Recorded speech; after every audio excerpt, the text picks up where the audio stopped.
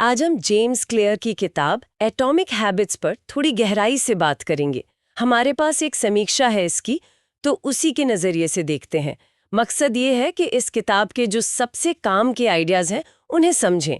कैसे वो छोटी छोटी आदतें जिनका शायद हम नोटिस भी नहीं करते, बड़े नतीजे दे सकती हैं। शुरू करने के लिए एक बात है, रोज़ सिर्फ 1% बेहतर होना। सुनने में कम लगता है, पर साल भर में ये कहाँ ले जाता है ना?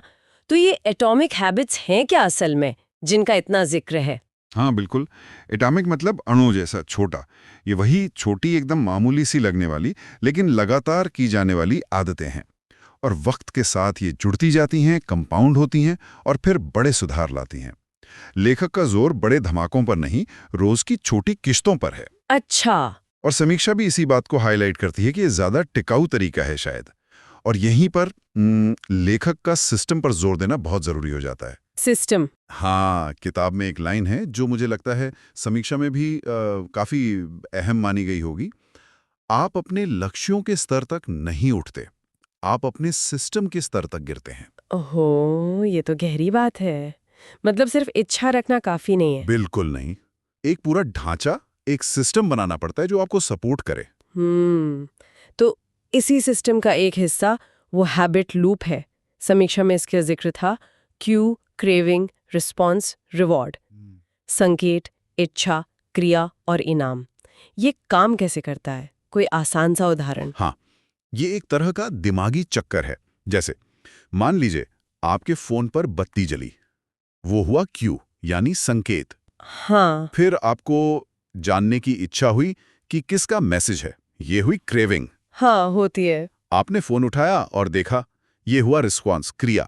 और फिर जानकारी मिल गई, थोड़ी राहत मिली, ये रिवॉर्ड।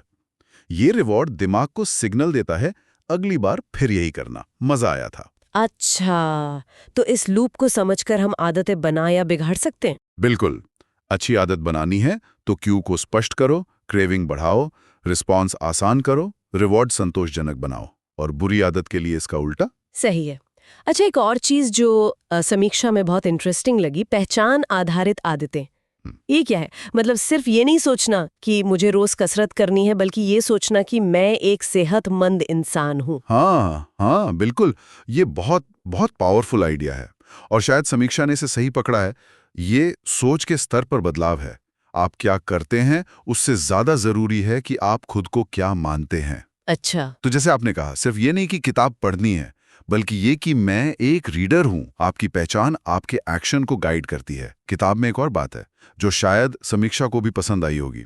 आप जो भी काम करते हैं वो उस तरह के इंसान के लिए एक वोट है जो आप बनना चाहते हैं। वाह, हर एक्शन एक वोट है। हाँ, तो हर बार जब आप जिम जाते हैं, आप फिट इंसान होने की पहचान को वोट दे रहे होते हैं। ये तो सोचने का बिल्कुल अलग तरीका है, और इसी से जुड़ा है शायद वो माहौल वाला पॉइंट। बिल्कुल, एनवायरनमेंट। हाँ, समीक्षा ने भी इसे जरूर छुआ होगा। हाँ, अपने आसपास ऐसी चीजें रखना या ऐसा माहौल बनाना कि अच्छी आदतें आसान लगें। एग्जैक्टली। अगर सेहतमंद खाना है तो फल सामने टेबल पर रखें, चिप्स अलमारी में पीछे। हाँ हाँ, पढ़ने की आदत डालनी है तो किताब बिस्तर के पास हो, रिमोट कहीं दूर। सही बात है। मतलब मुश्किल बना दो गलत काम को, और आसान बना दो सही काम को। यही है माहौल का खेल, अपने सिस्टम को मजबूत करना।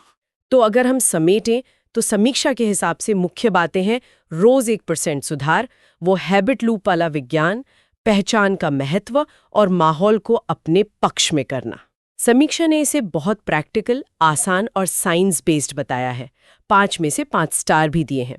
लेकिन एक नुक्ताचीनी भी है कि कुछ आइडियाज शायद सुने सुनाए लग सकते हैं उन्हें, जो इस तरह की किताबें पढ़ते रहते हैं। ये बात सही लगती है। देखिए, ये हो सकता है। सेल्फ हेल्प की दुनिया में कई सिद्धांत घूमते रहते हैं, पर मेरा मानना है, और शायद समीक्षा का भी यही मतलब हो, कि इस किताब की खूबी इन सब धागों को एक साथ पिरोने में है। एक सरल, समझने लायक और सबसे जरूरी अमल करने लायक फ्रेमवर्क देना। ये सिर्फ टिप्स नहीं है, ये एक पूरा सिस्टम है। शायद यही इसकी खासियत है। सही कहा। तो इस चर्चा से हमने एटॉमिक हैबिट्स के निचोड़ को समझा। जैसा कि समीक्षा ने बताया कि कैसे लगातार छोटे छोटे कदम ही असल में बड़े बदलाव लाते हैं। और ये सिर्फ मतलब काम या सेहत के लिए नहीं है। नहीं, बिल्कुल। ये सीखने में, रिश्तों में, कोई भी नई स्किल डेवलप करने में हर जगह काम आ सकता है। जाते जाते एक सवाल छोड़ जाते हैं सोचने के लिए, जो उसी वोट वाले आइडिया से जुड़ा है।